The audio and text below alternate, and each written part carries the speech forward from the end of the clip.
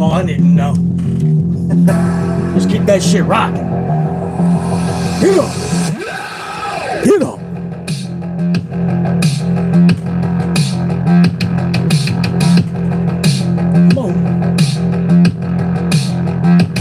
Come on.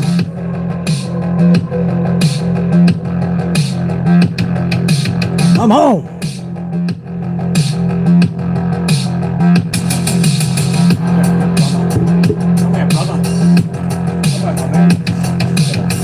Show my Yankee pride up there, man. We're gonna get a espresso Dunkin'. How's that? That's right. I got a whole coffee bar up in this bitch.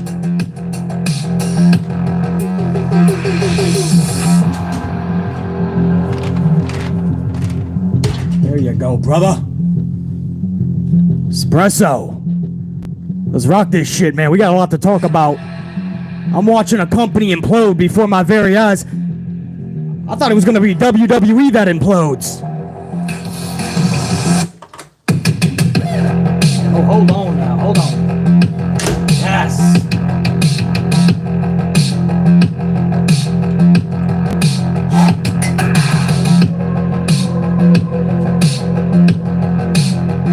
Come on. Come on. Man, beauty. What up, everybody?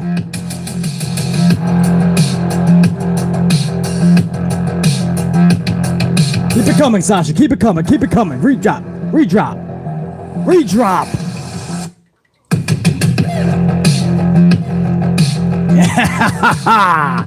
We got the coffee brewing from the coffee bar. Sasha, go ahead and cut that. We actually have a lot to talk about. Go ahead and cut that, please. I got a lot to talk about. Cut my fucking music. Cut my music. Thank you, Sasha.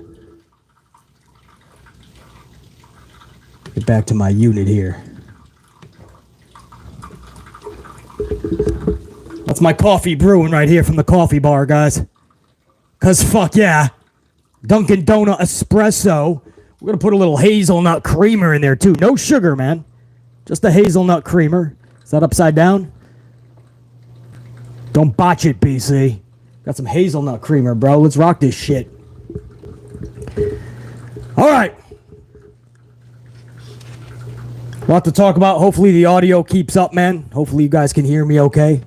Are you guys good on the playback? If not, if I blow the mic, if you guys can't hear me, I'm going to continue to film because I got good playback in my ear. So I'm good. Oh, that's a beautiful sound. My coffee is finished. We just got to top it off from the coffee bar. My playback is good. So I would just keep filming, and then in an hour or two, check back, and you guys will get the full video. But hopefully we can do this live. What's up, everybody? I got a lot of my tried and trues up in here, man. What up? Good to hear, man. JR9, no static. JR9, what up, dude? No static yet. I haven't began yelling yet. We haven't gotten amplified. I mean, we're watching a company implode, and it's not the company that we thought was going to be imploding just a few months ago. We're going to talk all about it, dude. I left for one fucking day, man. One day for my birthday. Yesterday.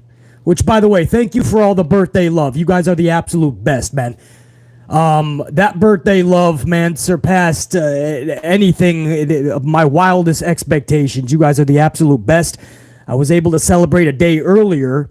And the love that you guys showed me, just top notch. And then yesterday, even on that same vid, through the super thankses, man, Sam Byers on those man, 5 different super thanks for yesterday's or 2 days ago's live stream, man. 2 10s, a 5, and 2 2s. Sam Byers. So Sam Byers, I appreciate that. That boy Alex with a 5-spot coffee to BC. That boy Alex, I appreciate that. And Allison Royale. With a 20 spot. Red team, go!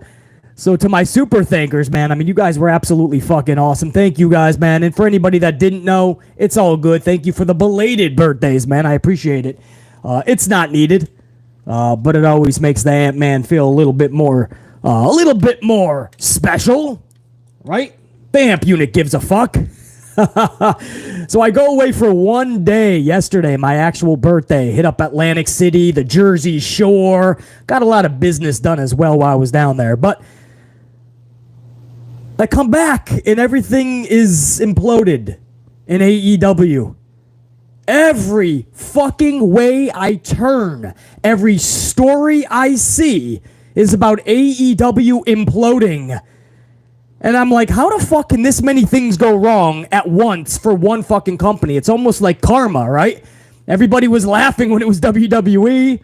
BC had to cover all of those low morale stories in WWE. I covered every single one of them. Those were not fun videos to make, but they were upsetting because the talent had to go through that. Man, to do this now with AEW, let me put my creamer up in here, man. This is hazelnut creamer. Let's see if the texture is any different. Ooh, that is fucking... Oh, look at that. It takes a second. It doesn't even go all the way to the top. It weighs it down a little bit. That's a beautiful layered coffee, man. I don't even know if I should stir it. I'm going to be a fucking dimwit here, and I'm going to stir it anyway, but fuck it. We'll let it float a little. Just a little bit. All right, leave it like that. Not too much. I want that flavor to sit at the bottom and seep through the top throughout the experience of drinking it. My coffee lovers, you know what I'm talking about. So I go away, man, and we're going to cover this, man. If you're going to, dude, if you're a flag bearer of a company, especially in this one, AEW, nobody's trying to throw shade or hate on your company. There's big issues in your company, AEW. So if you fly the flag of AEW, if you love them so much and you don't want to hear any criticism, either put on your earmuffs or just get stepping. Hit the bricks. You got das Boot. Because we have a lot of stories to go over. This is a podcast about pro wrestling. We got to talk about this shit. So... I mean, this is one of those things where, you know, just buckle up and we really have to discuss this. If you truly love AEW, you're going to want to hear these issues because they're being raised whether you like it or not. Whether BC's talking about it or not doesn't matter. First and foremost, where do I even fucking begin? Because the cable network is now issuing warnings to Tony. You have backstage brawls going on. You have another interim champion process in the current state of AEW, this time for the women. You have people coming out now, reports saying that many of the locker room does not like Rosa. Rosa is now either deactivating her social or she just is saying she's stepping away. I think it was the former. I think she's stepping away from social because there's so much... An emergency talent meeting is being held Wednesday before Dynamite, hours after I told you guys. I was the first one in a video to say how the low morale was affecting everybody, and it's now become a big problem. Hours later, we hear that there's a emergency talent meeting. I told you I wasn't bullshitting you guys. People came down on Conan saying he was lying because he just doesn't like AEW. The guy was in AEW. Conan has friends in AEW. Do you think he's going to bullshit and say that his friends are telling him they're not happy? No. This is one of those situations. I'm going to start from the jump, okay? When I left that live stream on Wednesday, I raised a lot of concerns about Mox and Punk. So let's start there, guys. I'll get to every fucking problem that happened afterwards. But let's start from the jump.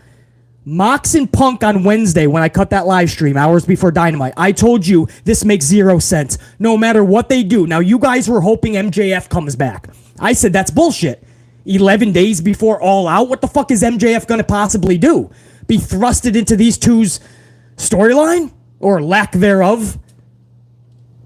Is he just supposed to play the middleman? Does he get a title at All Out? None of it would make sense.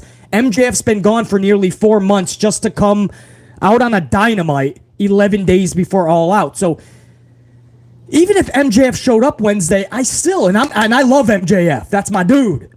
But there's no way that would make fucking sense. It just doesn't make sense. And then on top of that, Hangman Page gets bashed for no reason. The guy's at catering eating triple-layered moose cake. CM Punk makes him look like a bitch. The dude never answers the challenge. A photo comes out and he's eating triple-layered moose cake. Like, what's going on? I'm not used tonight. Tony doesn't know what to do with me. It makes the company look like idiots. It makes Hangman look like an idiot. This past Wednesday, Hangman Page wasn't involved with Punk. So for those going, it was a storyline, basically. Where's the fucking storyline?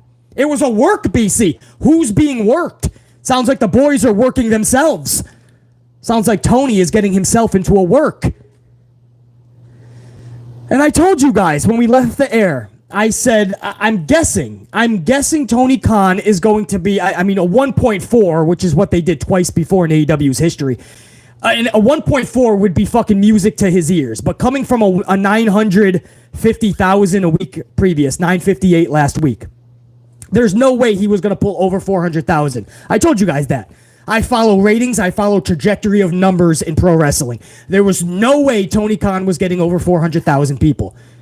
So then we played the game. If he gets 1.2, I still think this was all bullshit. I still think this is just hurting your product more because All Out has become a joke. People probably don't even know All Out is in 9 nights because you're putting this focus on this schmozzery of a match this past Wednesday. But if they pull a 1.2, at least Tony Khan can take a deep breath and everybody can rest easy, right? Because a 1-2 would be approximately under 250,000 more viewers from last week. Now, any big blow show that has something, a big occasion, a big story, like a post-pay-per-view, like post-SummerSlam, for instance, pulled over 300,000 viewers. If there's a big return, you can get near 300,000 viewers. That's usually the threshold. So a little under 250 for the biggest match in AEW history. That's how it was being billed. Champion versus champion to find out who the sole champion is. Punk, Mox, two of the biggest names in wrestling, we're told. And both have said how prestigious this title is. This is the biggest match in AEW history, especially Dynamite anyway. So you're thinking that they could pull 250 and get to 1.2. But is that still going to mean that it succeeded? Right? Because aren't they just going to trickle back in the weeks afterwards? This is what we've seen from AEW. Well, what they did, guys, ratings-wise, is they actually got less than a 1.1. They only pulled 92,000 more from the 958 from last week. Now, just 2 weeks ago, they were at a 978. So you're telling me that's 22 on top of 49, 59, 69, 70. So that's only 71,000 more viewers from Quake at the Lake. Or Quake by the Lake. Quake on top of the lake. The lake caused the quake. I don't even fucking know what they're calling this shit anymore. I don't even care. Every Wednesday, it's a new themed event. Quake at the Lake brought in 978. The biggest match in AEW Dynamite history only brought in 71,000 more at a 1,000,049. They only brought in 71,000 more from Quake at the Lake to unify the fucking champions. Does anybody understand? And they're touting this. They're touting this, right? Trust me, we've been saying they should be well over 1 million every week. I don't think the product has been that bad that it shouldn't be getting 1 million fucking viewers every week. They should be at a 1.2 to a 1.3 bare minimum every week. So yeah, I guess there is some cause for celebration to get over 1 million, but when you pull a 1.049 and you should have at least gotten a 1.2, you should have at least broke 100,000 viewers to come in to watch this. I don't know how anybody's touting that as a fucking success, and I assure you, Tony Khan deep down knows he just flopped that fucker flatter than a New Day pancake. There is no justification whatsoever. Listen right now, man, and I don't even care what podcaster you listen to after the show on Wednesday night, because there's 100 of them that go live every fucking Wednesday night or after every show, and they give you their thoughts and opinions as if it's fucking reality and truth. And then you go and you regurgitate it, or you fucking let it ponder, and you start to believe their own shit. I don't care who you listen to. The bottom line is, when it comes to facts, when it was all said and done, just like BC said so, when it was all said and done, Punk versus Mox on Dynamite 11 nights before the pay-per-view was an absolute botch of a decision. Absolute mayhem.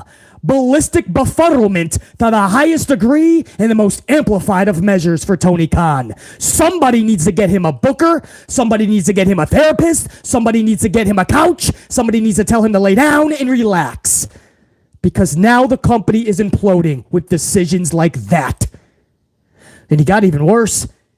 He put this fucking match in the middle of the show. 9 o'clock. He didn't start the fucking thing. He didn't put it in the main event where it should have at least been. He put his fucking unified championship main event, something that has been months in the build.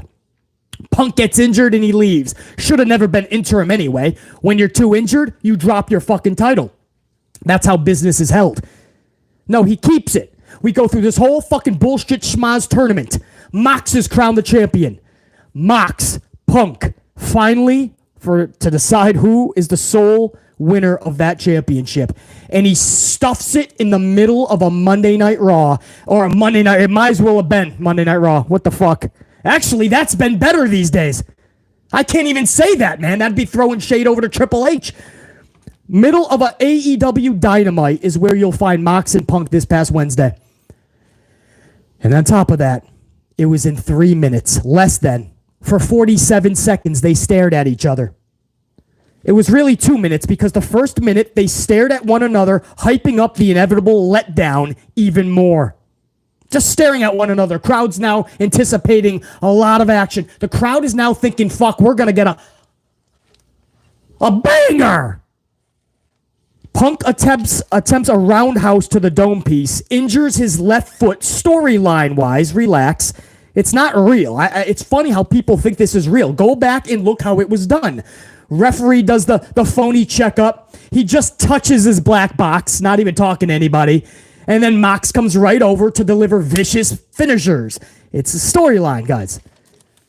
And he's selling it like his foot just got shot with 19 tranquilizers, by the way.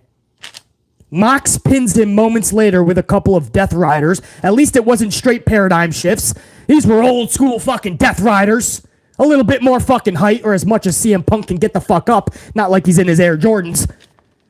But a couple of Death Riders. I believed it because I called it from the beginning. But at the same time, I couldn't believe it.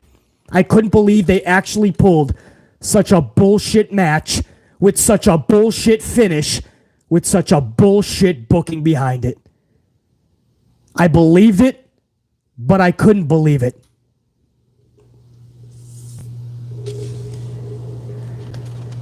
And all of this was for 92,000 viewers more from last week's 71,000 from Quake at the Lake 2 weeks ago. They didn't even break 100,000 viewers, which is what the fucking Grand Slam was about. Because the word that we're hearing is we're going to get the same match at All Out. I don't know how. It looks like Punk is seriously injured. They brought him back too quick. He cannot have a one-on-one match. And he had to do the match like that. That's what it looks like to be. See? It didn't look like Punk could really wrestle.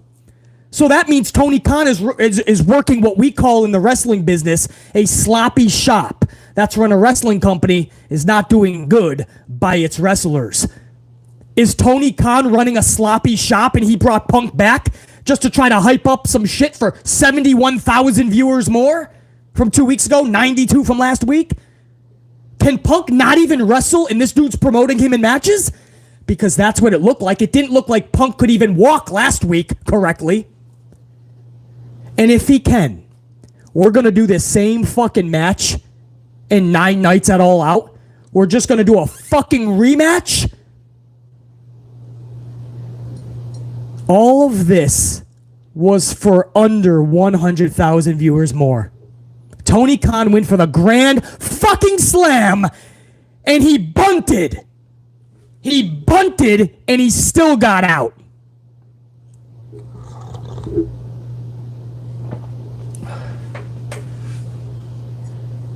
Am I seriously the only fucking content creator who's calling it right down the middle as fairly and as honest as I am doing right now? Is everybody else seriously going to try to find a way out of this? A way that this makes sense? Oh, the rematch is going to be a bigger banger. CM Punk, when he comes back, he's going to be a heel. A heel. Don't give a fuck. You just squandered 2 world heavyweight title holders. We need to find out who the sole winner is. And you fucking squandered it because you brought this dude back too quick? You had the culminating moment in the middle of a Dynamite, on the middle of a Wednesday night show, in a 3-minute match. 2 minutes, because for 1 minute they stared at each other like scorned ex-lovers. Biggest match in company history for Dynamite anyway. Was it worth selling the soul of AEW All Out? Was it worth selling the soul of AEW All Out? I ask. Because that's what you did. Because in 9 nights, you have an AEW card for All Out that looks like a glorified Dynamite card. JR9, are you still up in the chat? JR9, please give me the matches. Are we schmozzed out of existence next Sunday night? We got the Trios Championship. Well, fuck. Let's add some more titles. That'll fucking make up for this bullshit schmozzed botch of a world heavyweight title picture. Wardlow is not even... He's not even defending his champion. Wardlow is not even defending his championship at All Out. The secondary title still has no match either because he's in a 6-man tag as well. That has nothing to do with the Trios Championship. JR9 says 2 Trios matches and a fatal 4-way for the women's because Rosa, they're doing an interim thing with her too. So they botched it the first time with the men. Let's do it with the women, Tony said. Let's keep the title on someone who's injured. And let's have another fucking schmoz way to come up with another new champion that's actually a fake champion. And then, a month from now, we can put him in the middle of a Dynamite and watch us fuck up even more. Brilliant. Brilliant, Tony. Brilliant. Should be singing fucking hallelujah that the belt is finally off of Rosa, and maybe we could put it on a fucking wrestler that can wrestle and take that belt to the stratosphere. But without good booking, you can only go so far. I can't even blame Thunder Rosa. Tony Khan never knew what to do with Thunder motherfucking Rosa. Never knew what to do with her. She wins a lights out or whatever the fuck in her adoptive hometown in Texas, whatever the fuck that even means. If that's the case, I've adopted Orlando. I've adopted fucking Brooklyn, New York. I've adopted Boston, Massachusetts. I'm adopting a town in Canada. Oh, I'm on a fucking roll, Jack. Her adoptive hometown. She wins the fucking title, and we have 5, 6. How fucking long has Thunder Rosa been champion? I don't know. We've been in a deep fucking coma since she's been in a fucking title picture. But every fucking other week, she's in a 30-second backstage promo segment. Not even good. When it was all said and done, what was memorable in her title reign? You can't remember anything. She's taken on Nyla Rose, Marina Shafir a few times. It would just be her match with Britt Baker lights out.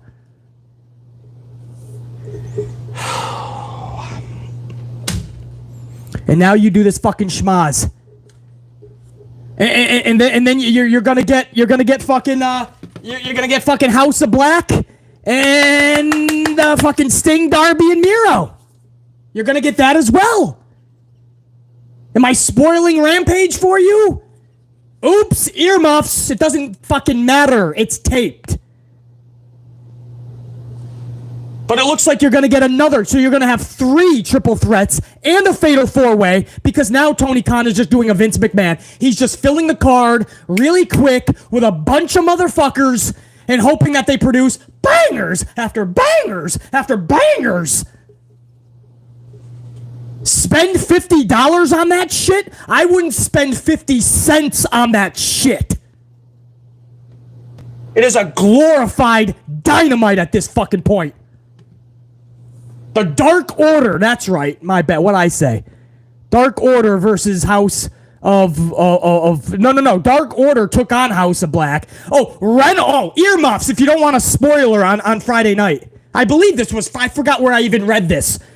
But earmuffs. Reynolds of the Dark Order rolls up Malachi. There was some interference from Miro. Reynolds rolls up Aleister Black. Remember Aleister? Yeah, Malachi. And you know why he rolled up Malachi? Because he's going to get better booking in AEW. That's why. So Reynolds of the Dark Order rolled up Malachi.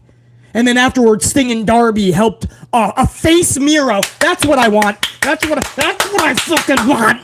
A face Miro? I want that like I want to re-dislocate my fucking elbow. I don't want to. That hurt like a bitch. Nobody needs a face Miro. We need a Miro that's going to destroy the fucking locker room. It's not that fucking hard. But no, let's have Sting, and let's have fucking Darby, and let's have the fucking Planet help Miro. Amp Unit, let's help fucking Miro. All of us to the next Dynamite. We need to help Miro be a face. And yay. What? Oh, what? Is it all out? Are we going to get fucking Miro, Sting, and Darby versus House of Black? I just can't wait, man. Guys, we're going to get a banger. It's going to be a fucking banger.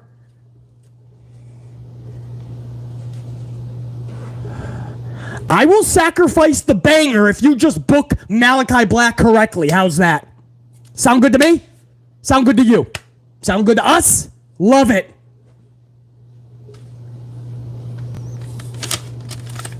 You sacrificed AEW's soul for what you did Wednesday night, Tony.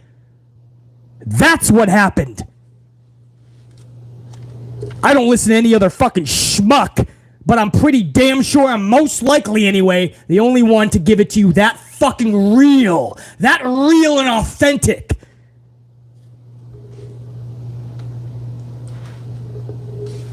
I can't believe what I witnessed on Wednesday night. Wasn't even live.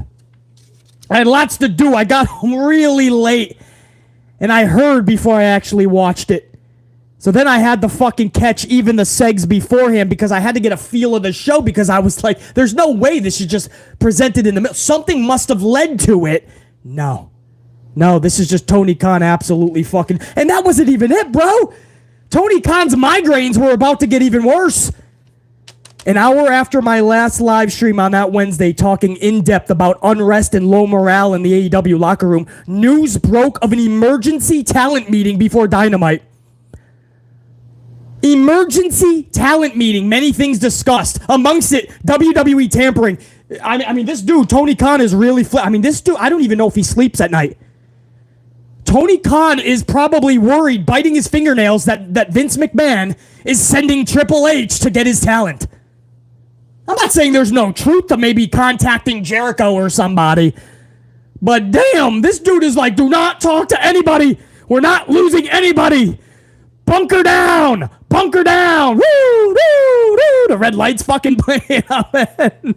Fucking steel walls are coming down. Nobody's allowed to leave or enter. SOS! Vince McMahon is coming!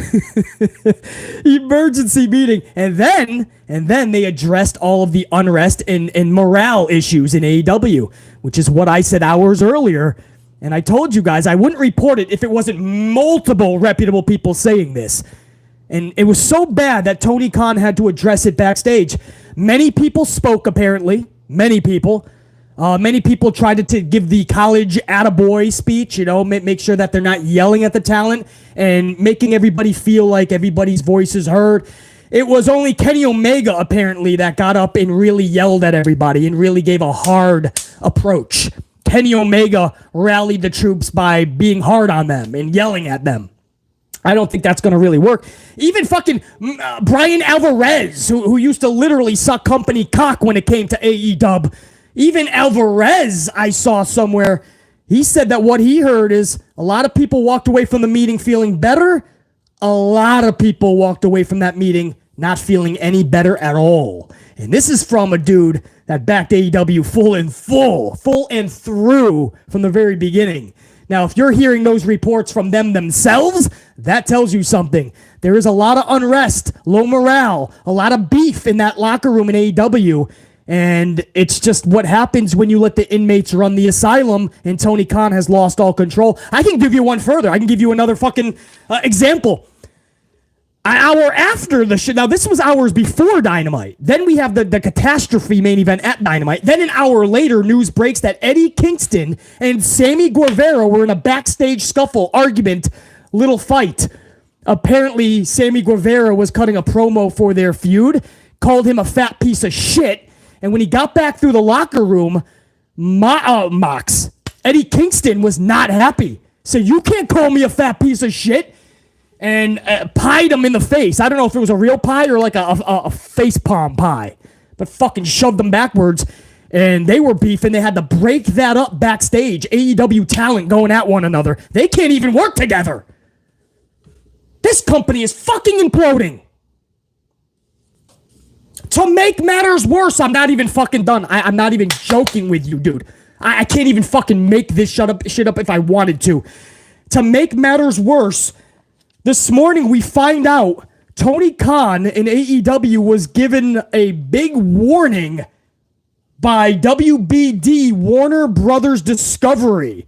That's their television contract. That's everything, man. That's their money when the next contract comes up early spring next year. That television contract is everything. If Warner Brothers Discovery, when they say jump, Tony Khan says how high. He obeys every command. That's just what you have to do when you're in that type of position, man. There's nothing else you could do. You're pretty much ridden on that television contract. He's probably so scared that he's not going to get a big television contract. That's why he's putting world title matches in the middle of a Dynamite and saying, fuck the pay-per-views from here on out. Eric Bischoff said it best, man. It's all about the TV rights these days more than the pay-per-views even. But the pay-per-views are the soul of your company. When you sell that out, your fans realize it's a shell of what it once was. We saw it happen with WWE, man. SummerSlam, they bounced back in a big way. But for years, WWE was on the fucking shitbox, on the fucking toilet. Because they were selling their pay-per-views down the river for weekly fucking shows that weren't even pulling in good ratings, actually. But that's that, man. Warner Brothers Discovery issued a warning to Tony Khan saying, and I quote, you need to tone down the language and graphic material. Now, graphic material meaning what? Mox bleeding every fucking match? I told you that was going to come back to bite them in the ass, guys. I like the blood every now and again with these wrestlers. There's a realism. But when Mox is bleeding every fucking match, do you guys really... Somehow, I think on his forehead, he managed to fucking get caught up in the Punk 3-minute match Wednesday. I don't even know how this happens. But is that the graphic material they're talking about? It must be. And the language is their biggest thing. That's what every reputable source is actually claiming. That the language is the biggest thing that they were getting complaints on, and it needs to be toned down ASAP. I don't know if you blame MJF for that, man. All of them have been getting away with a lot of swears and a lot of profanity. So you can't just blame one or two people. That was Tony Khan running amok. Tony Khan saying we're going to get ratings no matter which way. And when he saw that he wasn't getting ratings, he doubled down, tripled down, quadrupled down, and he just said, say whatever the fuck you want. And now Warner Brothers Discovery has issued a warning to Tony Khan. So that's basically that's what we have so far going on with Tony Khan. The backlash from the fucking the catastrophe that was Wednesday's title match, or lack thereof. The talent actually fighting each other backstage, like Kingston and Guevara, and then we get word that it's real. It's not just a work. Like Britt Baker, Jamie Hayter, and a lot of others do not like Thunder Rosa backstage.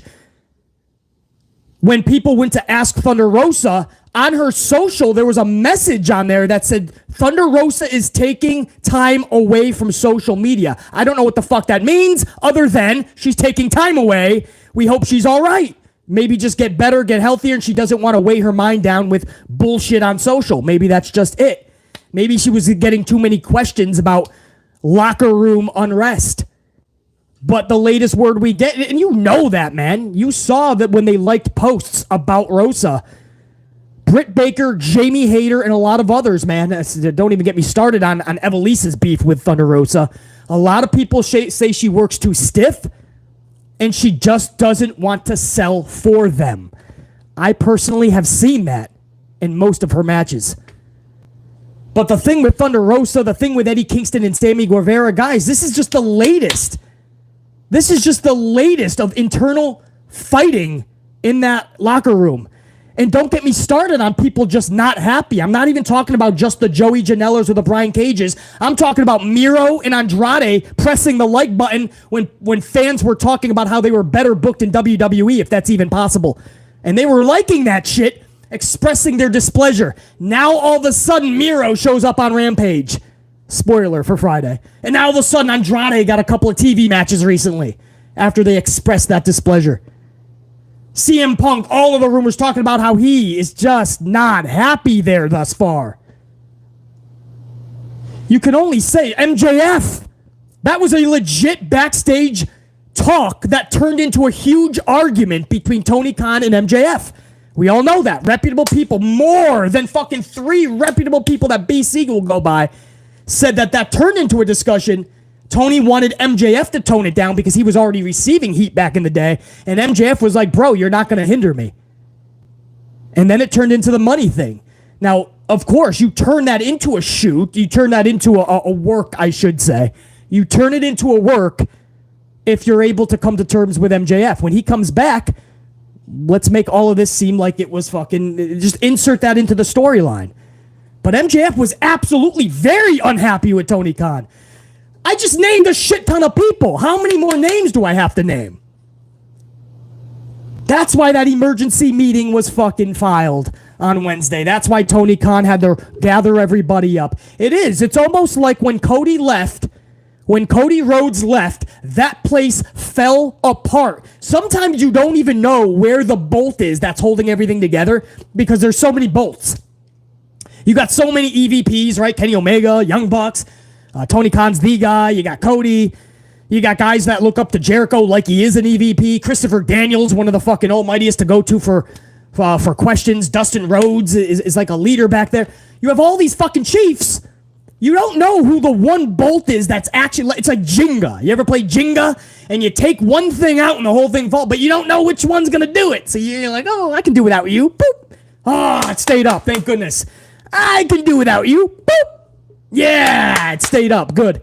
And then you take that one piece and you pull it out, and it's Cody Rhodes. And it's almost like the whole place fell apart. Like somehow Cody was the glue. I'm not saying he was, but it's kind of odd that when Cody left, that place started to fall apart, and it's only been around for 3 fucking years. How the fuck did that company fall apart in just 3 fucking years? I have no idea. Other than Tony Khan just trying to delegate and relegate everything. And this is going to sound harsh, man, but it's so true. He was running the company like a mark. And it's fine to be a mark and run a company, right? A mark is a fan, right? We're going to buy shit that we enjoy. We love pro wrestling. But when you're running a company, I'm not saying you got to be like Vince McMahon, but bro, you got to put your mark hat on the fucking hanger for a second or a lot longer. And you got to start making sound business decisions. Forbidden Door should not have been this past year. Forbidden Door in your 3rd year when you, Tony Khan, have said many times that so far AEW is not turning an actual profit. This is from Tony himself. They're not turning profit yet. That means all of their expenses and all of that, it's weighing them down still. But they're hoping in the future to start netting profit. And you're going to do a Forbidden Door. Why? Because you marked out. You marked out, and that's great for the niche, by the way. The niche is like, fuck yeah, we got to see bangers. Trust me, much love the New Japan. But business, man, build your company up first. Don't do a pay-per-view where 70, I was going to say 60, 75+% of your roster can't even be used. Probably more. They have 100 men on the roster. Do you guys know that? 127 total, 27 women, 100 men. Do you know how many AEW contracted talent was at Forbidden Door? Yeah. Make your fucking mind boggled. But instead, that's where our concentration will go. And then we'll have Reynolds roll up Malachi on Friday night. We'll have a 3-minute world title unification match in the middle of Dynamite. We'll have no match at all out that anybody really gives a damn that would pay $50 for. We'll just throw a glorified Dynamite. Nobody wants to discuss all of that shit. I don't know. I mean, what a week for Tony Khan. The internal fighting with his wrestlers. The Warner Brothers Discovery fucking warning that they issued to him to lower down the content, tone down the profanity, watch the graphic visuals. Is it the fucking, all the backlash from Punk and Mox? Justifiably? Is it the fucking emergency meeting because of low morale in the locker room? I don't know. I honestly don't know how the fuck. I don't know how Tony Khan got to this point in this company. And it's at the worst fucking time where Triple H is whooping that ass. Now, yes, H benefited from a 1.9 post SummerSlam. This was all when Vince McMahon was leading that 1.9 before SummerSlam. So Triple H inherited a 1.9. But, I mean, he's kept enthusiasm to the point where it cracked 2 mil plus. This is the worst possible time because he's coming for Tony Khan's ass. September 4th when he goes up against him. October 18th, is it? October 18th when AEW is forced to go on Tuesday night to go against NXT because of Major League Baseball playoffs. This comes at a horrible fucking time. And that Mox and Punk match only garnered 71,000 more people from 2 weeks ago's Quake at the Lake. 71,000 more people from Quake at the Lake. 92 from last week. They didn't even get 100,000. We were thinking, man, those of us that know the numbers in those of us that follow the numbers and we go by the trajectory, we were thinking there was a chance maybe 1.2 if this honestly captured and garnered enough attention. A 1.2. This motherfucker didn't even pull a 1-1. And the community's rejoicing because at least they broke 1 million. I kind of don't blame them. That is a rarity. That's like a goal that he just cannot fucking hit many times. So maybe if you're Tony Khan, you're fucking skinny dipping in the Quake at the Lake right now. Throwing yourself a fucking party.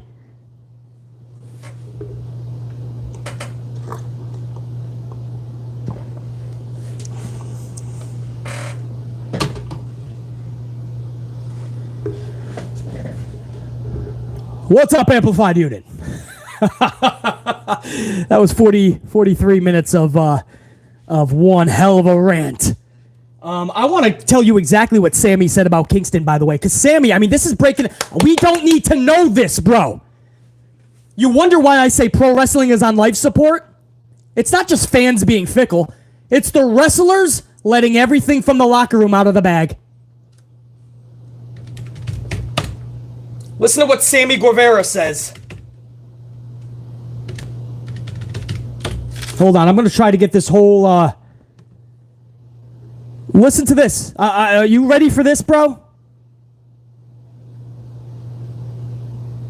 This is what Sami Zayn says. Sami Zayn, I'm sorry, Sammy. Sammy's over there with the Usos. Like, what the hell, Uts? I didn't do it. Sammy Guevara. This is what he says about the backstage altercation with Eddie Kingston. And I quote, hold on.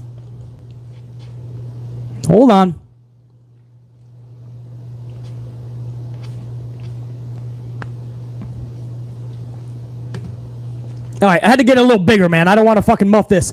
And I quote from Sammy Guevara about his altercation onto Eddie Kingston. So after the promo, I get to the back and Eddie is flipping out. He's yelling, "You can't call me fat. You can't call me fat."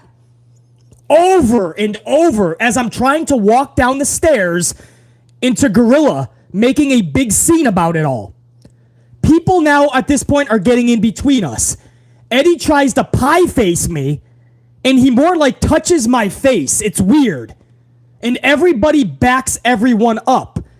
It was unfortunate because this promo was on a tape show, and easily could have been edited out, which they ended up doing anyways, he says. I know this isn't Eddie's first time being aggressive and getting out of control backstage. I know he had to do some kind of anger management after this whole thing.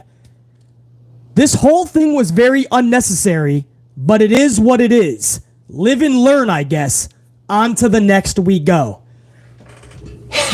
Eddie Kingston has apparently apologized for his unprofessional behavior, but now his planned match with Guevara is now up in the air.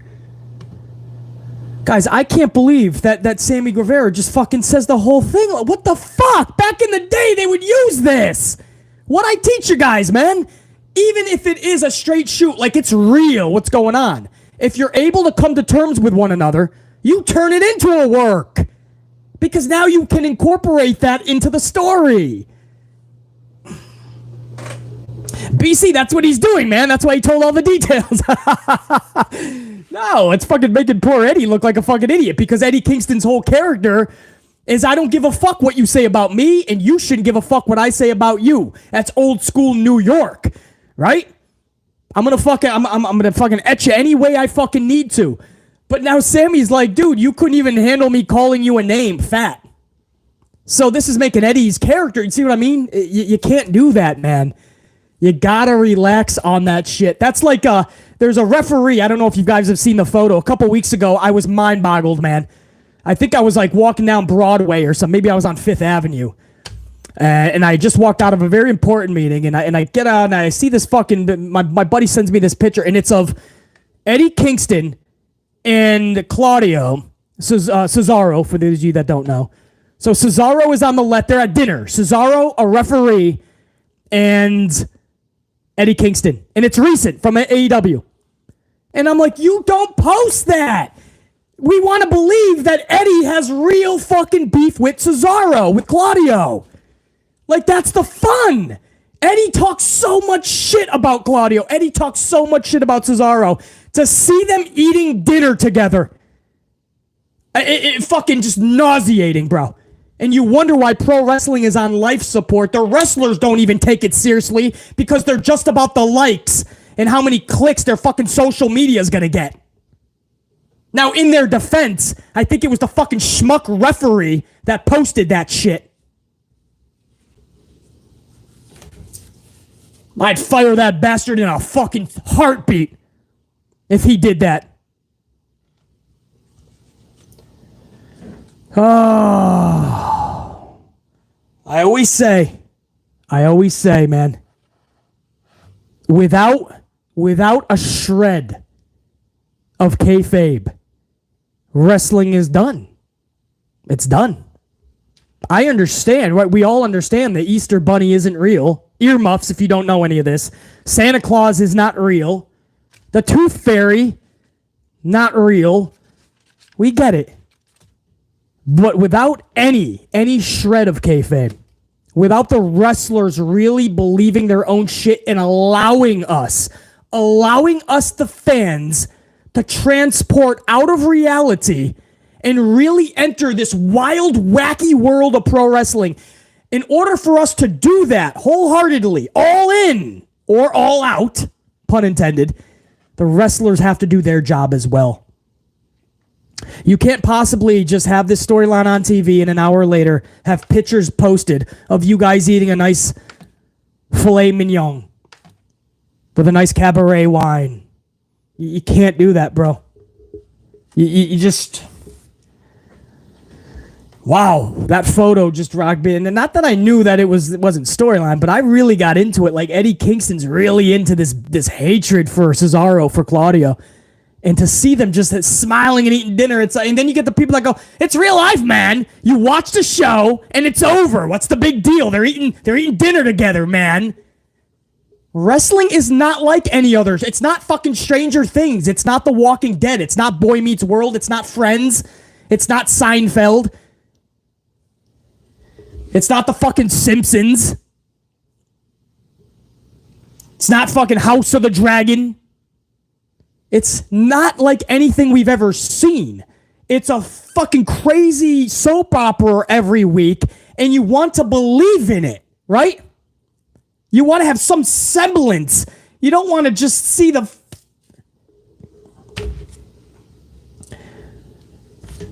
Season 7, Episode 1 of Walking Dead. When Negan takes fucking Glenn and Seamus out. I forgot his name. Abe, I'm sorry. I always called him Seamus. Anybody who watched Walking Dead. Remember when he literally...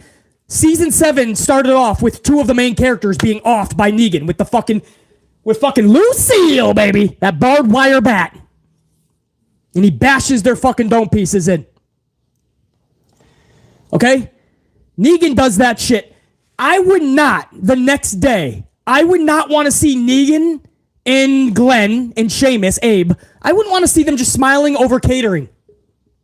And that's a regular TV show. I want to sit on that for a little bit as a fan of the show.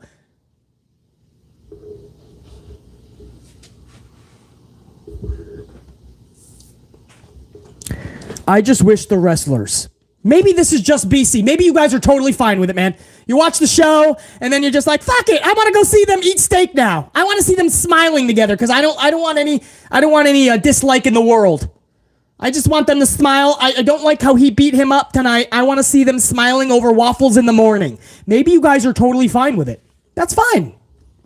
I mean, nobody's crying over this shit, right?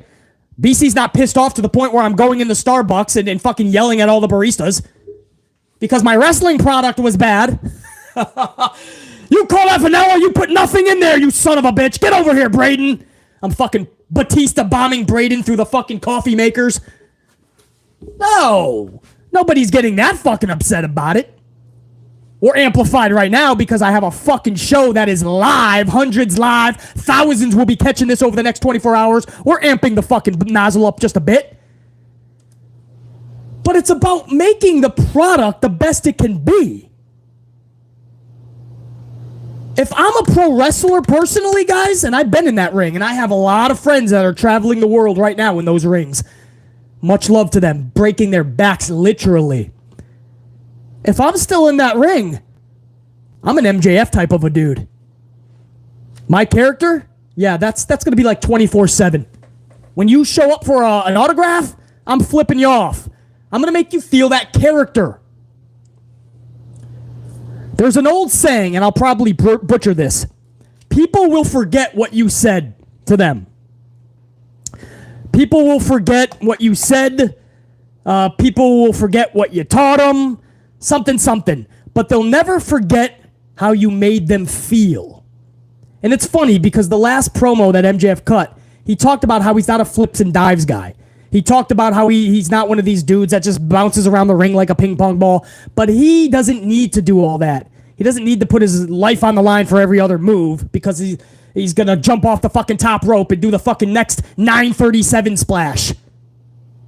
Or the 655 torpedo, holy shit, moonsault. Or whatever the fuck these glorified gymnasts are going to come up with next. No, MJF said, I don't need to do all that. I make you feel. That's what BC would do, man. Make you fucking feel that shit. So when you go to the autograph, man, you're feeling that shit. So when you see me the next time on the TV, you know. Oh, dude, that was so cool meeting that motherfucker there. He was badass. He a bad man. MJF carries that. Bray Wyatt, Wyndham Rotunda for the most part. I say that a lot of times. And you guys also have other wrestlers that are on social that are more in character 99% of the time than they're not. But let's go back, man. That's a whole nother fucking spiel. Let's go back to Sammy Guevara literally telling every detail about him and Kingston's fight backstage. Bro, that you can't do that because you just made Kingston look like a fucking idiot. So now even if you want to use that in a storyline, Kingston got upset because he was called a fat piece of shit when Kingston is the king of calling names to people. If I'm Kingston, I'm even more pissed now than being called a fat piece of shit.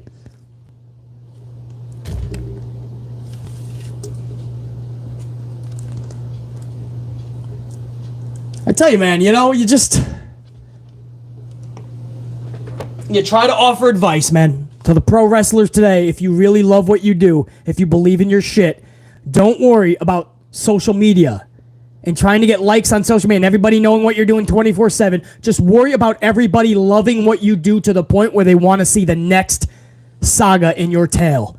They want to see the next installment of whatever content you're going to produce.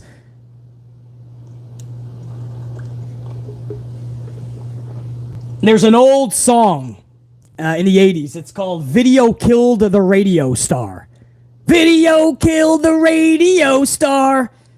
Well, in 2022, social media is helping to kill the wrestling stars.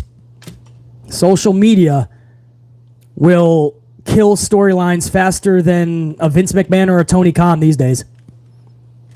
Social media will take that right the fuck out. I assure you of that. I can't believe Sammy Guevara, who I have so much respect for. I love Sammy. To see that dude give every detail just because, that's the type of shit that stays backstage, man. You would never catch Ric Flair doing something like that back in the day. They'd keep fighting probably and then go into the ring and then fucking be utmost professionals. They'd stay at separate hotels. They would ride together They would ride separately, stay at completely different hotels. Ric Flair used to tell stories that he would stay in different towns sometimes, when he was in a feud with somebody.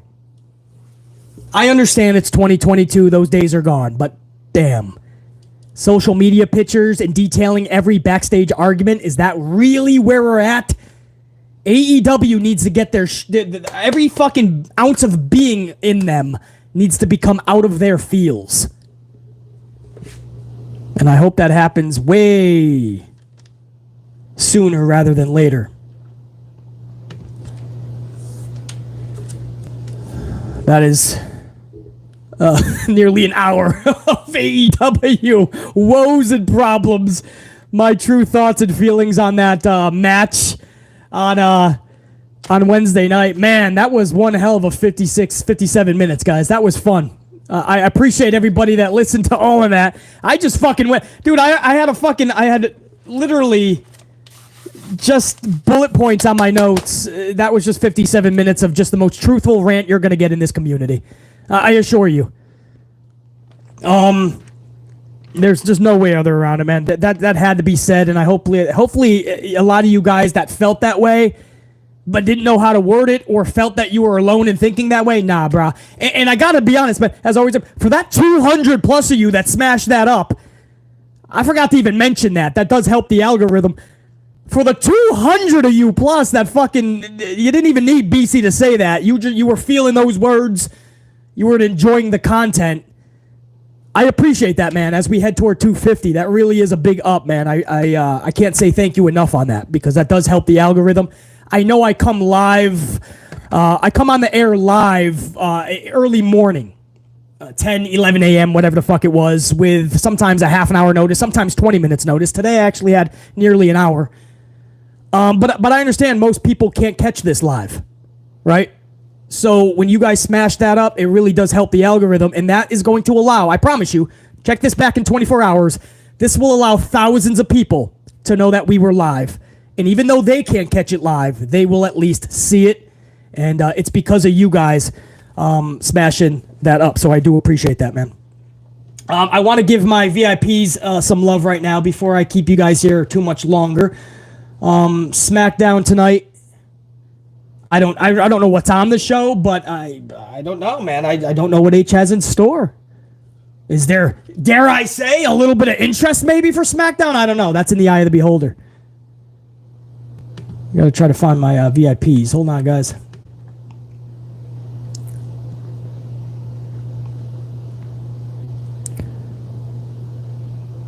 Hold on.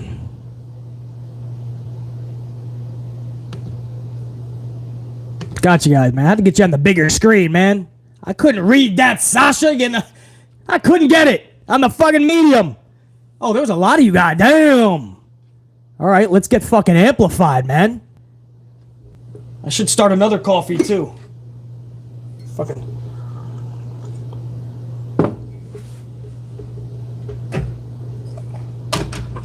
All right, I'll start that in a couple minutes, man.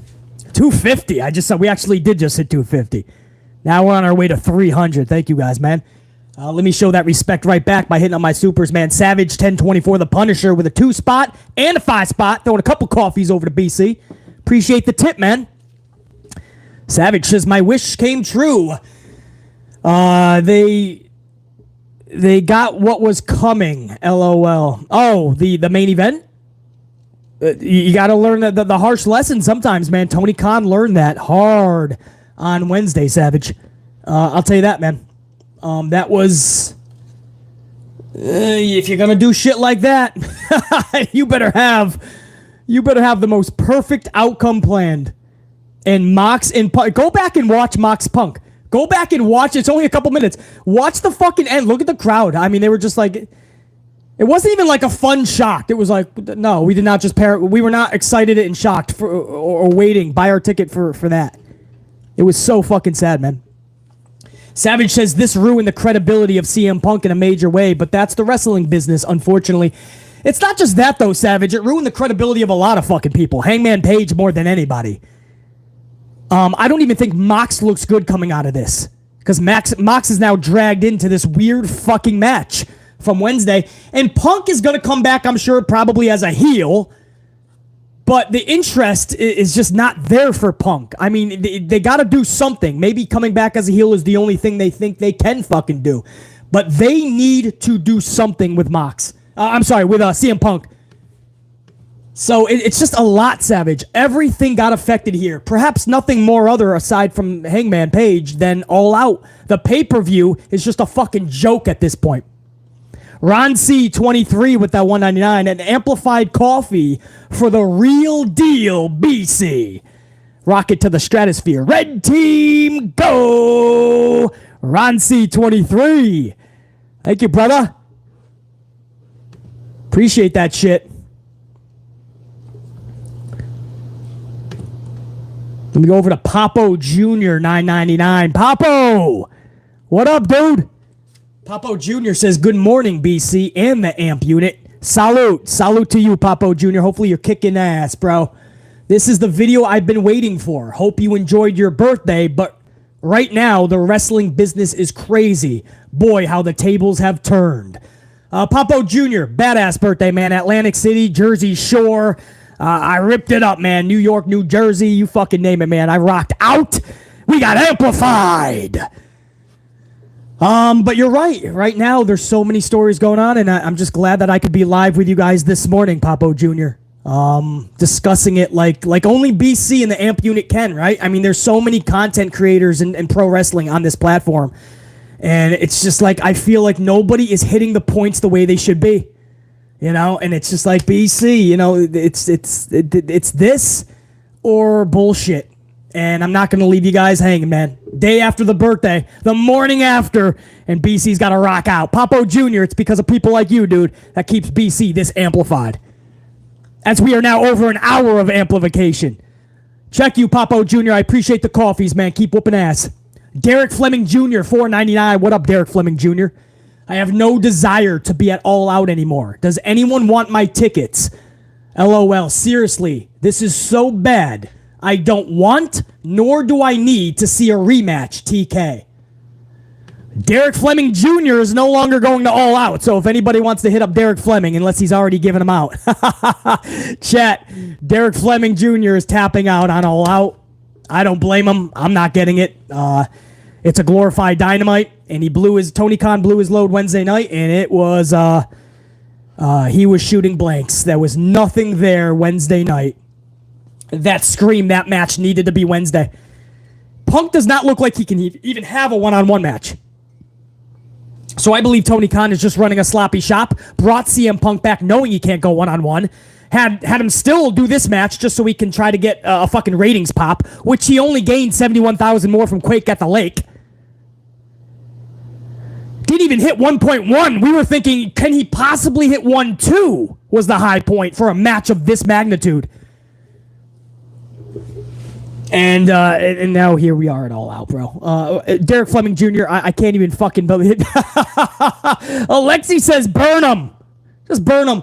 So either he was not cleared at all, or he was just still banged up and couldn't even go one-on-one, and Tony Khan didn't do his due diligence. So he's running a sloppy shop. Or they're actually, from what we're hearing, going to do the match again at All Out in a rematch, and maybe Punk wins it back in Chicago. None of what happened on Wednesday, none of what has happened since the interim championship has been announced. None of this should have ever have happened. So how does Tony Khan learn from his horrible lesson? He's doing it again with the females now in Thunder Rosa's championship. Brilliant, Tony. Fucking brilliant. Oh, I tell you. Derek Fleming Jr., do not blame your brother. Osea Weidman's in this motherfucker. $9.99, couple of coffees. Osea Weidman. No. I'm going to do a... All right, we'll do a crispy. I'm going to let this one chill out more, man, because it's a little cooler now, man. I ranted for an hour. I'm going to let this turn into an iced coffee. I'll down that. Don't you take that, Sasha. And I'm actually going to make a fresh coffee so I can salute Osea Weidman, one of my tried and trues. Oh, I'm sorry. Where are my manners, man? This is a Krispy Kreme donut classic coffee. These are part of my specialty collection.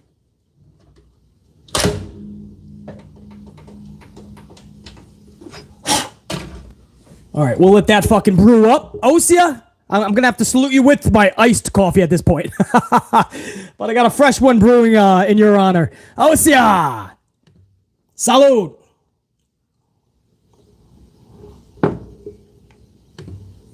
I didn't even read it yet. What am I doing over here? Osea says, BC, look for something shocking to happen at All In. You mean All Out, right? Unless maybe Tony Khan did change the name Wednesday night. I don't fucking know. I don't even care. Maybe it became All In. No one can go into a pay-per-view this blindly. Well, Vince McMahon's done it many times, though, Osea. You know that. I've covered Vince McMahon's botches over the years. Over the 5 years that I've been creating content on this channel. Vince McMahon has gone into many pay-per-views pretty fucking blindly. Luckily, the wrestlers were able to put together a good show. I guess that's what we're going to be hoping for at All Out. There's just so many schmazzes in so many matches that I literally couldn't care less about. Like, I wouldn't even want to see some of these on a Dynamite. But Osea Weidman, I know. Maybe MJF shows up at All Out. I hear you. And again, that's my boy. I would love... Anytime MJF comes back, I'm going to give it a round of applause and a salute. I just, I don't even know why MJF would want to come back right now. MJF has been gone for nearly 4 fucking months. At this point, he's probably like, all right, this is the lowest the company is fucking... Even with that 1.049 rating, that was their biggest match in Dynamite history. A unified world title on the line, middle of the show. And they didn't even hit 1-1. They fucking crawled over a mill. Don't be shocked. I'm telling you, remember these words. Don't be shocked if they're under 1 million already next week. Because they only went 49,000 over. With the biggest match in company history. Do not be shocked if they're right back under 1 million, guys. I mean, this is how sad this is becoming. If you're MJF, I would ask Tony, please. I don't even want to fucking show up, bro. So, I don't know, Osea Weidman. All Out, All In, all bullshit, whatever you call this pay-per-view, I don't know if even MJF can save it. Salute, Osea. Hey, what the fuck? Why is my coffee not brewing? Sasha! Sasha! I did press the fucking 8. Yeah, you're right. All right. Thank goodness for Sasha. I forgot to press the actual fucking brew. I pressed the fucking ounce. I didn't press the fucking brew button. And that's why you get an assistant unit. Anyway, Osea, I got a fresh one dialing up. In fact, it's gonna be brewed just in time for Carlos Ray up in this bitch.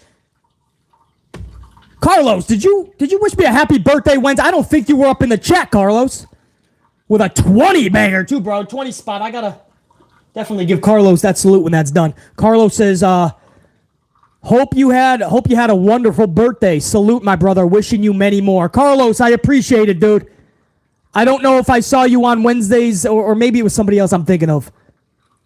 But Carlos, I appreciate that big time, bro. And yeah, we kicked ass on the birthday. And now we just keep fucking kicking ass going forward, bro. With a lot of coffee and a lot of ass whoopings. You know how we do this. I have to put the stream on pause for a second because I'm not going a step further until I give Carlos a proper salute with the new coffee. It's getting there, Carlos. You know how these Keurigs work, man, at the coffee bar. Once it gets to the end, it fucking starts leaking, you know, like a fucking like an 87-year-old man trying to fucking piss. I'm getting there, Linda. All right, Carlos, you're gonna get a fresh swig, man. This is for you and Osea, by the way. My tried and true's up in this bitch. We gotta see this texture. Now you guys saw the texture in the espresso Dunkin'. Every coffee's different. Let's see how this hazelnut goes in this crispy crisp. See how that floated nearly to the top, bro? That's got 3 layers with a foaming top. I like it. I love my specialty coffees. All right. I'm going to give it a little mix. Little. Relax, guys. Relax. It's just a little bit. No sugar in this.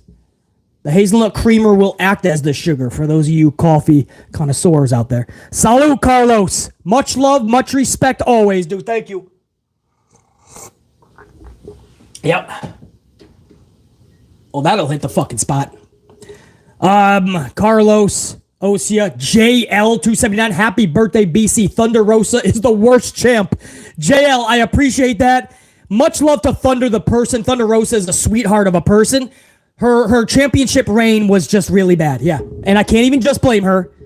Wrestling-wise, yes, I just don't feel she's on par with a lot of female wrestlers. I think there's a lot more training and a lot more that needs to be worked on. We do hear the reports that Britt Baker, Jamie Hayter, Marina, a lot of them really don't like her backstage. They think she is too stiff and she just doesn't sell properly. That's exactly what BC has been saying for a long time, and I'm not even in that locker room. So I kind of have to back up Britt Baker and the girls a little bit on that. There does need to be a little bit of retraining, a little bit of a refocus for Thunder Rosa. I don't think she ever should have been world champion. I think the decision to take it off of Britt Baker originally was stupid and boneheaded. And the championship reign was horrendous. And I can't even blame just Thunder. Tony Khan never knew how to book Thunder Rosa. In the last few weeks before she was injured, she was in a tag team called Thunderstorm. Think about that, please. JL, no doubt. Jimmy Fingers, 19's up in this bitch. 1019. What up, Jimmy Fingers? 19 TK couldn't even get 1.1. I am calling for a rating of less than 800K going forward after that BS on Wednesday. No House of Black, no Miro, but we got Billy Gunn's kids for the 8th straight week. I know. Jimmy Fingers 19. If you want to see Miro, if you want to see House of Black, you have to go to Rampage on 10 o'clock Friday night, as if you have nothing better to do. So tonight, it's a tape show. You're going to see Miro, House of Black. You're going to see earmuffs. I'm going to give a spoiler, Jimmy Fingers, because this might send you right headfirst to a brick wall. Reynolds of the Dark Order is going to roll up Aleister Black, Malachi Black. Reynolds is going to roll up Malachi tonight. But don't worry, you're going to see the Gun Club on Wednesday nights. And Daniel Garcia! Jimmy Fingers 19. Salute, dude. You guys are too funny. You guys are the best, man. You guys, the Amplified unit is the fucking best. Man, are you guys the greatest. Derek Fleming Jr., 199. Please keep MJF away from this hot garbage. That's what I was just saying, Derek Fleming Jr. I think that super came before I was even saying that. Because that super was from a little while ago. MJF, if I'm him, I'm running the fuck away right now. I'm tampering myself. I'm calling Brucey Pritchard. I'm calling fucking, I'm calling creative writer 612 for WWE. I'm trying to get on the phone with Steph McMahon, maybe Triple H. I'm trying to fucking call up Vince McMahon if he's not hungover. You guys see the pictures from early this morning? Vince McMahon's birthday was the 24th of August. There was a big party in New York City. Brock Lesnar was there. John Cena, Pat McAfee. Vince McMahon held a huge birthday bash in New York City. And John Cena was like, I don't give a fuck about public image. That's my man. John Cena said the Mount Rushmore for pro wrestling should just be one man, Vince McMahon. That's what John Cena said. Now, I don't know if you guys agree with that. I don't know who you guys have in your Mount Rushmore. But according to John Cena, it should just be Vince McMahon's huge, massive head up on Mount Rushmore. And John Cena was the first one there at the party for Vince McMahon in those photos. Brock Lesnar was seen there, Pat McAfee, everybody. Vince was there with a younger blonde female. That was not Linda McMahon, dude. He was there with, I don't know if it's a paralegal, but Vince McMahon was there with some little blondie. And he was trying to hide his face. So, what got me on that, man? What was that? Who got me talking about that? That was, who was that? Derek Fleming Jr., MJF. Yeah. Like, keep MJF away from the hot mess that is AEW right now. No doubt. I don't even give a fuck if MJF is trying to fucking call Vince. Just call something. Get me out of here. Until Tony Khan can show that he can consistently book correctly. If I'm MJF, I want nothing to do with this right now. Derek Fleming Jr., no fucking doubt, man. Mr. Black Ice 22 is up in this bit. Dude, it's so good to see all my tried and trues, or a lot of them anyway, man. Mr. Black Ice 22, 5 spot. Cleveland in pro wrestling, from this riffraff to back when WCW had their last show in Florida and Raw simulcast in Cleveland. I'm lost here. Cleveland in pro wrestling, from this, all of the fucking clusterfuck that happens there and the fucking bullshit thinking behind the booking. What's in the water in Cleveland then, Mr. Black Ice 22? I don't know if you're from Cleveland. If you're not, we can ask The Miz and Dolph Ziggler. Mr. Black Ice 22, salute with a 2 spot as well, by the way. I have to get to Mr. Black Ice. Another tip over to BC says, wonder on what good old JR has to say about this. I'm sure he's going to cover it up a little bit. I mean, he's turned into a pretty company guy. Mr. Black Ice 22. He toes the line a little bit. But after that emergency talent meeting, I'm sure JR is even going to be a little bit more tight-lipped on true feelings. And he's going to walk that company line a little bit finer now. Yeah, we'll see, man. Mr. Black Ice 22, let me give you a proper salute. Mr. Black Ice says Akron, Ohio. Okay. So, pretty fucking close, brother. What's in that water? What the fuck is Vince McMahon and Tony Khan drinking when they go to Cleveland? Dante Jaron, 23, 199. Dante, what up, man? TK has become VKM 2.0 and people still defend him. Yeah, I mean, you got a lot of flag bearers, man, still, but I gotta tell you, man, I've had this channel since the inception of AEW, and when I used to talk about it, I can't do the reviews anymore because Tony Khan doesn't like that. He hired a third-party legally, he hired a third-party entity. And if you're talking really negatively about the shows, which I wasn't, I was just calling out the critiques that needed to be critiqued. But people like me, he didn't like that, and he was just taking that down. And so I can't actually review shows anymore. But when I did, you would see a lot of people just defend everything, even when we knew it was not good or needed to be corrected. Lately, you know what I've been getting from hardcore, man, diehard AEW fans. AEW in their fucking names or they're wearing shirts. They're literally saying, BC, love AEW. You're right here, man. I can't even defend this, or I don't have a reasoning behind this. I'm hoping it gets better. In other words, what I'm noticing is a lot of AEW tried and trues are starting to finally see the cracks in the wall, and if there's too many of them and they're not being filled, well, then the wall just comes down, guys. And now I'm starting to see people that they claim they love AEW. If you truly love something, why would you want to see it destroyed? Well, then fucking help it. Help AEW. You do that by listening first to BC, understanding the issues, and if you don't agree with me, or you think I'm just full of fucking hot air and I'm just giving my opinion, then I ask you to take what I said and Google it up for yourself. The internal feud between Eddie Kingston and Sammy Guevara. If I'm making that up, Google it. You'll see exactly what BC said. When I said about low morale, this was before we even heard about a team meeting, an emergency team meeting on Wednesday. I put out that live stream hours before, and hours later we heard about an emergency team meeting. I told you, I wouldn't bullshit, man. When I told you they should not be doing this unification title match for any reason, because it's not going to pull in the rating that they desire, I didn't bullshit you. They only pulled in 71,000 more from Quake at the Lake. Everything I say ends up being true because I don't sugarcoat shit. I don't bullshit. I understand I piss people off because I'm not giving them what they want to hear, but I'm giving them what they need to hear. And they may run away from the channel. I thought he was a nice guy, man. I don't like what he's saying. But they're going to find out everything I said was true anyway. And then I see a lot of people come back and go, BC, I got to apologize, man. You were right all along, dude. I just wasn't listening. I wasn't seeing it. So, Dante Jaron 23, people are always going to defend. But what I am noticing is a lot more people are starting to come around. I truly believe they love AEW and they want to see it get better now.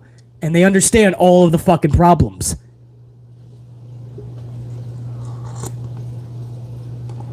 That's the deal, man. That's what you need to fucking do more than anything is realize the fucking problems. Once you do that, you're fucking good. Because we can now solve the problems. Jimmy Fingers 19 with a 1019. How are they going to sell a title main event at All Out? Pay-per-view buys are going to be down unless Wyndham is coming to face Mox. Nobody is going to care because you can't put MJF in that spot. Jimmy Fingers 19, you nailed it, bro. Absolutely correct. MJF should not be anywhere near that. That's doing him dirty. Are they going to plan a Bray Wyatt, a Wyndham Rotunda fucking intake, bro? Are they really going to do that shit? Does Bray Wyatt show up at All Out when we all thought for sure he's coming to WWE? I mean, that would be the thing to get people talking in a more positive way because MJF, this is coming from a huge MJF fan. MJF does not benefit at all from showing up at All Out at a time where AEW really needs to find itself. But a guy like Bray, Wyndham Rotunda, who I'm really high on, guys, that's something that you can be intrigued with. Bray Wyatt can maybe help to turn that around. I don't know, bro. I don't know. I think he's WWE bound, to be honest with you. Every hint that he's been giving on social is kind of about a WWE return, guys, for Bray. But Jimmy Fingers, I totally hear what you're saying. Like, unless it's something like that, nobody's going to give a fuck about this thing. MJF showing up is the most realistic thing that'll get people talking. And I just don't think that's a grand slam, not even a home run. Jimmy Fingers 19 with a 519 says, off topic BC, but does anyone in the unit have a fantasy football league that has a spot for Jimmy Fingers? The like button just got a Scotty Too Hottie warm. That's the first warm that the like button got from Scotty Too Hottie. I appreciate that, dude.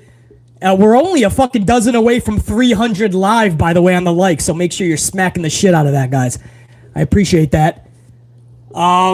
Does anybody have a fantasy football league that Jimmy Fingers can jump into, man?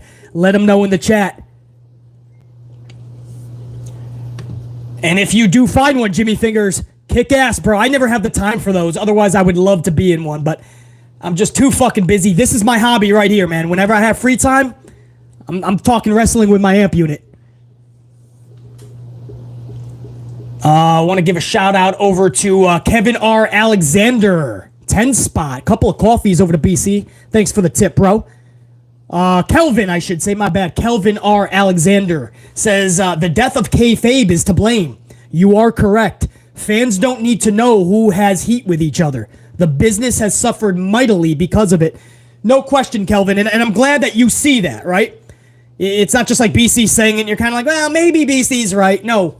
Kelvin actually notices this on a daily basis. All you have to do is go on your social and see wrestlers just, totally forgetting what they even did on the show a night before or maybe sometimes the same night. Eddie Kingston talks all of this shit about Cesaro, Claudio, And then the next night they're eating fucking steak dinner or whatever fucking dinner they're eating. Fucking eggplant parmesan, tortellini alfredo. Who the fuck knows? As long as it ends in triple layered mousse cake. You know, it's like, Eddie, this referee what are you thinking, bro?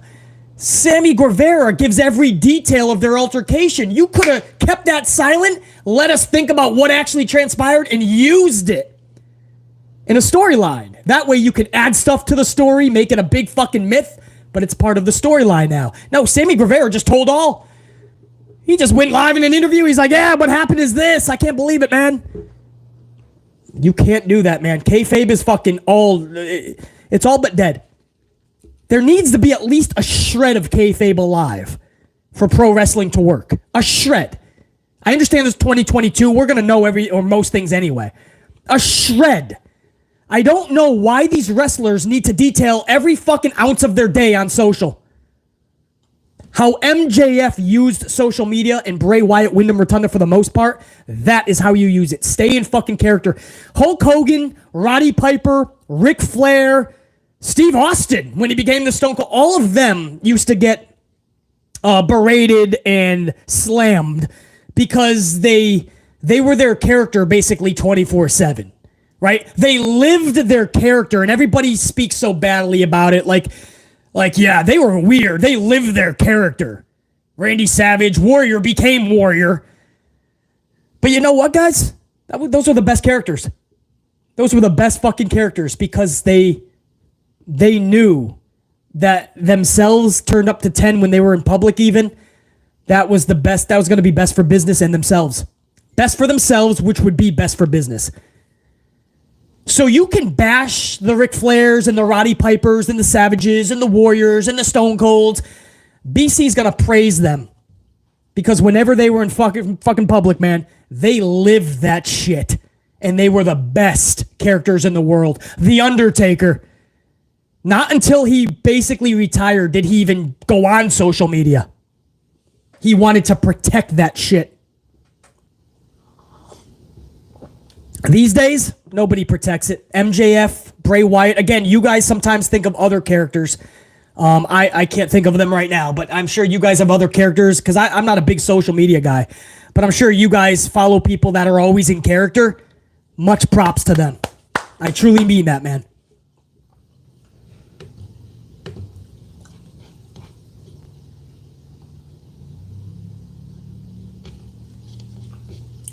Hold on, man. I'm not done yet. Hold on, please. That was Kelvin R. Alexander, and you were absolutely right. I think some came over. That was a huge round one, but I think some more came in, guys. So I don't think I'm done yet because you guys ain't fucking done. And I don't care how long it takes. My VIPs are going to get a fucking shout out. Coffee. Let me give a salute to all you guys too, man. There was a round two. There was a few more of you guys, man. Ashley Stagels, man, my tried and true. Salute, man. Oh, we just hit over 300, bro. 300 on the ups live on a fucking Friday morning. Unannounced. Under an hour of fucking warning. Now we're going to, let's go to, 350, I guess, man. Let's keep smashing the fuck out of that. Give it an amplified elbow or your favorite finisher. Ashley Stegels, $8.99. Salute, brother. Spending 90 for my Clash at the Castle ticket. I don't know what that equals out in American dough. It's got that funny symbol, Ashley. Tell me what that means in the chat. Spending 90 for my Clash at the Castle ticket is going to be worth it compared to the fans that spent hundreds of dollars for All Out and the rematch is happening. I think a good, bad, and ugly is needed. Well, for Clash, I'm going to do it, Ashley, but I can't do it for AEW because Tony Khan doesn't want me to. Tony Khan doesn't like when I do reviews for his show. I would love to do it. Actually, no, I wouldn't because then I'd have to watch that trash. But Ashley Stegels, yeah, man. Clash at the Castle is actually looking pretty good. Oh, 120. Okay. 90 pounds is $120. Okay, I just learned something there, man. My bad. Pounds. That is so fucking trippy. You guys go by pounds. I think that is so fucking funny, man. That's awesome. You guys probably think our fucking dollars are funny. Pounds. 90 fucking pounds. Man, don't tell that to Eddie Kingston. Man, you gotta drop 90 pounds to get into that pay-per-view. Don't call me fat. Oh, come on. I play it here. I love Eddie Kingston. You guys know that. That's what I love about Eddie Kingston. Usually he's himself 24/7 with the volume turned up. He's always in character. That's why I didn't like that picture of eating fucking steak dinner, bro. Anyway, Ashley Steggles. Yeah, Clash at the Castle's looking fucking great. I'm thinking that you and JR9, you're going to be my eyes and ears at this show because JR9's also going to be there. I can't wait to hear the inside scoop from you guys. The atmosphere, who got the loudest pops in the arena. Sometimes it's different than what we hear on TV. I'm looking forward to a lot of news from you guys, man. My in-arena, in-stadium reporters. And I think JR9, you got over 65,000 sold tickets, correct? Or not JR9 himself. He's not selling them, but I think it was around 65,000 tickets are actually sold. Something like that. Pretty fucking cool. Over 65, yep. So that's just going to be such a fun atmosphere, man.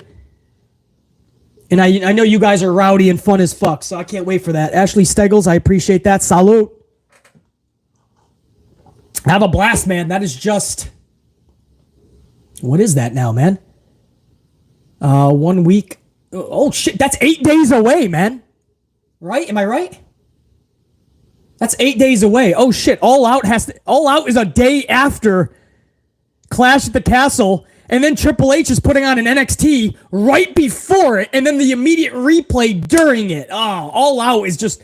This is just a clusterfuck for Tony Khan.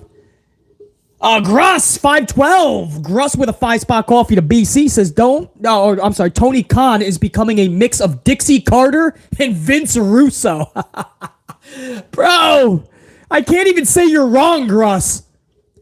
Gruss 512, I can't even say you're wrong, bro. That's the sad part.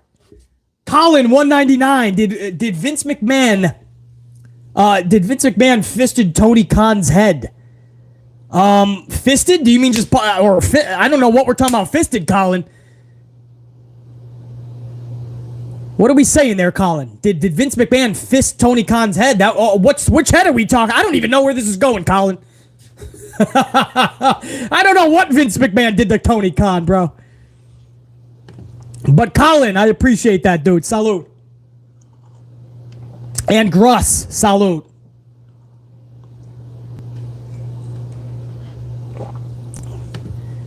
Derek Fleming Jr., 199. Tiffany Stratton is a smoke show, BC. Love buggly eyes emoji. Fuck yeah, Derek Fleming Jr. Tiffany Stratton. Did she take on Wendy Wu this week? Because I wasn't able to catch the match, and I'm a big Wendy Wu Chu fan. Yeah, that's what I call her. I think that match happened Wednesday, correct? But I think Wendy actually took the W, which I am totally down with because I don't think Tiffany would lose anything by that.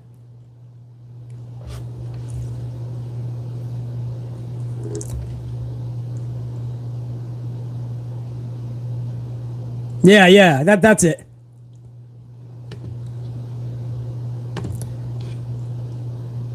And she beat Tiffany, correct? Oh, Wendy Chu lost. Okay. Wendy Wu Chu lost. Oh, then I'm not okay with that. I think Tiffany could have fucking... How'd she lose, guys? What was the finish? Somebody tell me. Wendy put Stratton through a bed. Oh, Wendy did win. Oh, man. Somebody gave me some false info there, bro. Okay, yeah, that's what I thought. Wendy did win. Wendy put Stratton through a table. Yeah, that's what I heard. That's why I don't feel Stratton lost anything at all. Anyway, I just wanted a confirmation on that, man, because I knew they took on each other. I just wanted to make sure I had the finish. Because I do at some point have to go back and check that out because I just love Wendy Chu, man. I love the whole gimmick. I know some people are like, what? This is so gimmicky. Dude, I grew up in the fucking 80s where it was fucking gimmick central, all right? I don't mind gimmicks as long as you can pull it off. Fucking love Wendy. Derek Fleming Jr., I totally agree about Tiffany Stratton, though, and she lost nothing from that loss. I assure you that. Stunning, bro.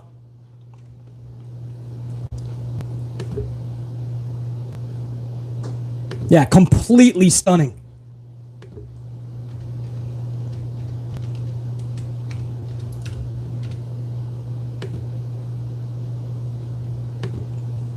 I think I got everybody. Hold on, man. It took me a fucking hour and a half, but we got there, man.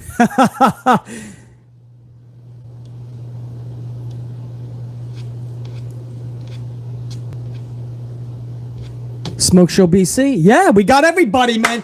Guys, appreciate it, man. What a stream. I knew it wasn't going to go an hour. There was a lot to talk about. So I didn't say this was going to be an hour, so I saved face there. Over 90 minutes. I didn't want to go an hour and a half, so thank you guys for staying with me the whole fucking thing, man. Over 600 on a Friday morning at one point, man. I know thousands are gonna come in and check this out because you guys rock those ups. We're going to 350 live, man. So I appreciate the hell out of you guys, because that's gonna greatly help out the channel. I want to give a big salute to everybody that wished BC a happy birthday, man. You didn't have to do that. You didn't have to make the Amplified man feel more special than he did. So I appreciate that. To all my super chatters in the last stream to wish BC a happy birthday, and in this stream to my VIPs. Come on, man. You ain't got to tip this content creator. The fact that you go out of your way to, never needed, always appreciated. And to everybody that participated in the chat, making this even more fun than it even would have been, you guys are the fucking best. I love looking at you guys every now and again throughout the fucking stream. And just kind of feeding off that energy. So, love that shit. To everybody that took a moment to smash that up, I can't thank you guys enough, man. Because, again, that's the only way it helps out the channel. The tube doesn't necessarily like BC. I'm too controversial for the tube.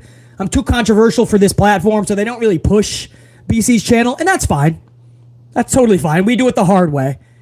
So, the fact that you guys help out by doing that, man, I appreciate that, Marie, but you guys are as well. It's a full fucking unit here, man. It's the Amplified unit. So, appreciate that big time. Jimmy Fingers 19 before I take off with that 519 coffee. Jimmy Fingers says, how are you feeling about your Packers, BC? Is Lazard a number one? No, a number two possibly. Definitely not a number one. We don't have one right now, man. Randall Cobb, I just don't think he's got it. Our rookies, Aaron Rodgers has been fed up with them 4 times already.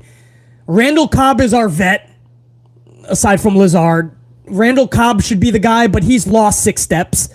So I don't know what Cobb is even going to do for us. Lazard is a number 2. He's going to have to play his best number 1. I don't know, man. Once we lost Adams, it was that Jenga. Remember I told you about Cody Rhodes leaving AEW, and that was the Jenga piece that sent the whole thing toppling down? I honestly think it was Rodgers or Adams. We were able to keep Rodgers. Adams has totally fucking flipped us out, man. He went over to the Raiders. He wanted to be there. I don't blame him. I don't know if we can win a Super Bowl with Rodgers because he's great in the regular season and then he chokes in the playoffs. I don't fucking know what the guy's doing. Losing Adams is fucking... It hurts. It hurts the green and yellow so bad, man. It hurts the Packers. And there is no way that you can fill the shoes of Davante Adams. So it's going to be interesting to see. That's all I'll say about it, Jimmy Fingers 19. Getting me amplified about my fucking Packers, bro. Appreciate it, Jimmy Fingers. To all you guys, man. Much love and respect to every single one of you, man. From Carlos Ray, my right-hand man, JR9 Gaming. Only 8 nights away from Clash. I can't wait to hear the reporting. Ashley Steggles, Doug Richardson, DeMonte Mabry, Iman Perry, Nelly Nell was up in here, Marie Applewhite, Patrick Williams, Jeffrey, appreciate you guys, man. Paul the Ripper, Janelle was up in here, Alex Hood, I appreciate that. My Packers are going to need all the luck they can get, that's for damn sure, especially in the wide receiver position. Adrian Black, Quentin, respect right back to you. Colin, Savage, Sam Byers, who I said earlier, man, for the super thankers. I'm sure Sam will catch this later. That boy Alex, Allison Royale for the super thankses that were in the last one, the last vid. Sir Charles was up in here. Good to see. Jess James, Jay, Temby, Pile Driver. All you guys, man. I'll be here all fuck for another hour if I do a complete roll call. But for all my amp unit, I'm going to give you one huge salute right now. Right now, what I need you guys to do is tell my assistant Sasha what she needs to do. Because right now, she's playing on her fucking phone. She should be paying attention because she has a big responsibility that she needs to do right now. I'm going on fucking, yeah. I'm on P2 right now. I'm all ready, Sasha. You just tell me. Sir Charles knows, man. Enforcer 2K9 knows. Janelle knows. Oh, no. Janelle is just saying hey to Carlos. I don't know if Janelle knows. Jimmy Fingers 19 knows. CJ knows. You guys know exactly what needs to be done, man. If you can do me a huge favor, Sasha, if you can hit my mother fucking music.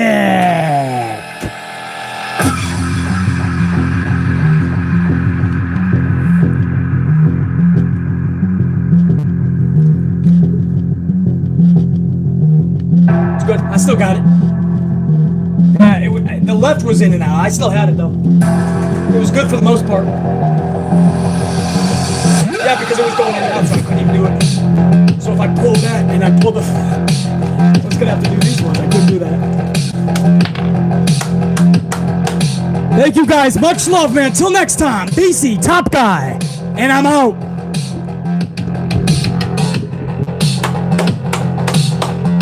Salute!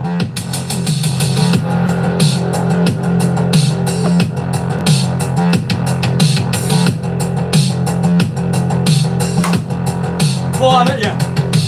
Check you guys, man. Peace!